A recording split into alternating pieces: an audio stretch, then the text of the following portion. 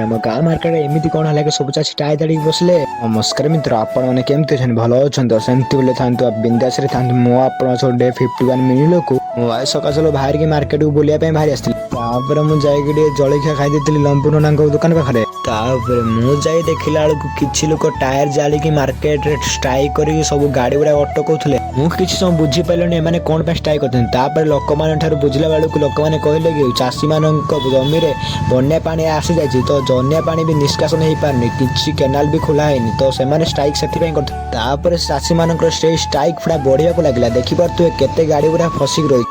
ପ୍ରଶାସନ ତରଫରୁ ଚାଷୀ ମାନଙ୍କର ଦାବି ପୂରଣ କରିଦିଅନ୍ତୁ, ତାହେଲେ ରାଜରାସ୍ତାରେ ଚାଷୀ ମାନେ କେବେ ବସନ୍ତେନି। ଆପଣ ମାନେ ଟିକେ ବୁଝନ୍ତୁ ଚାଷୀ ମାନଙ୍କ କଥା। ତାପରେ ମୁଁ ଦେଖିଥିଲି କନଭେଣ୍ଟ ଛୁଆ ମାନେ ଗାଡିରେ ନ ଯାଇକି ଚାଲି ଚାଲି ଯିବା ପାଇଁ ହଉଥିଲା, କାରଣ ସେଠି ଗାଡି ଯିବା ଆସିବା କରିବା ପାଇଁ ଦଉନଥିଲେ। ତାପରେ ମୁଁ ଦେଖିଥିଲି ଗୋଟେ ଚାଷୀ ଏତେ ଠିକା ଖରାରେ ରାଜରାସ୍ତାରେ ଶୋଇ ପଡିଛି, କାରଣ ତାର ଦାବି ଗୋଟେ ପୂରଣ କରିବା। କିଛି ସମୟ ପରେ ଚାଷୀ ମାନଙ୍କ ଷ୍ଟ୍ରାଇକ୍ ଏତେ ଭୟଙ୍କର ହେଇଯାଇଥିଲେ, ପୋଲିସ ମାନେ ବି ଆସି ଯାଇଥିଲେ। ସେମାନେ କିଛି କଥା ଖାତିର ନ କରି ସେମିତି ପୁଣି ରାଜରାସ୍ତାରେ ବସିକି ହିଁ ରହିଲେ। କିଛି ସମୟ ପରେ ନ୍ୟୁଜ ରିପୋର୍ଟର ମାନେ ବି ଆସି ଯାଇଥିଲେ ଚାଷୀ ମାନଙ୍କର କଥା ବୁଝିବା ପାଇଁ। ବହୁତ ସମୟ ପର୍ଯ୍ୟନ୍ତ ଚାଷୀ ମାନଙ୍କର ଆନ୍ଦୋଳନ ସେମିତି ହିଁ ରହିଲା, ଆଉ ଚାଷୀ ମାନେ ସେ ଆନ୍ଦୋଳନ କେବେ ଭାଙ୍ଗିଲା ନାହିଁ। ତାଙ୍କ ଦାବି ପୂରଣ ନ ହବ। ତାପରେ ବହୁତ ଯେ ଖରା ହଉଥିଲା, ସେଥିପାଇଁ ମୁଁ ପଳେଇ ଆସିଥିଲି ଆପଣମାନଙ୍କର ଫେମସ ଅଙ୍କଲ ଦୋକାନକୁ। ସେଠି ଆସି ମୁଁ ଟିକେ ଥଣ୍ଡା ପିଇ ଦେଇଥିଲି। ତାପରେ ମୁଁ ପଳେଇ ଆସିଥିଲି ଘରକୁ। ଭିଡିଓ ଭଲ ଲାଗିଲେ ଲାଇକ୍, କମେଣ୍ଟ, ସେୟାର, ସବସ୍କ୍ରାଇବ କରିବେ।